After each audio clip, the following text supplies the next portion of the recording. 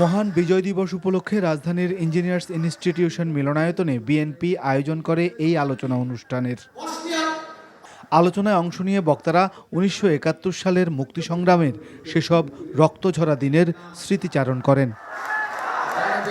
London থেকে virtually যুক্ত হয়ে বিএনপির ভারপ্রাপ্ত চেয়ারম্যান তারেক রহমান বলেন, পরাজিত চক্রকে মোকাবেলায় প্রতিশোধ প্রতিহিংসার পরিবর্তে বিজয়ের সুফল ঘরে ঘরে পৌঁছে দিতে হবে। এই মুক্তিযুদ্ধ বা স্বাধীনতাকে প্রশ্নবিদ্ধ করার জন্য, প্রশ্নবিদ্ধ করতে দেশি বিদেশি অপশক্তি তখনও যেমন সক্রিয় ছিল, এখনো ঠিক একইভাবে তারা সক্রিয়।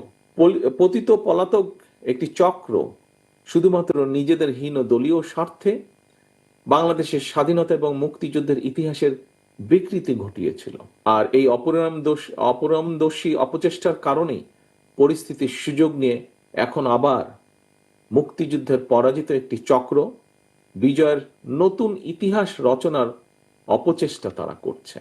তারেক রহমান বলেন, নির্বাচন বানচালের ষড়যন্ত্র থেমে নেই। সতর্ক থাকতে হবে, ষড়যন্ত্র কিন্তু এখনো থেমে নেই। গণতন্ত্রের পক্ষে সাহসী সন্তান ওসমান হাদিকে গুলি করার যে ঘটনাটি, এটা কিন্তু সেই ষড়যন্ত্রের অংশ।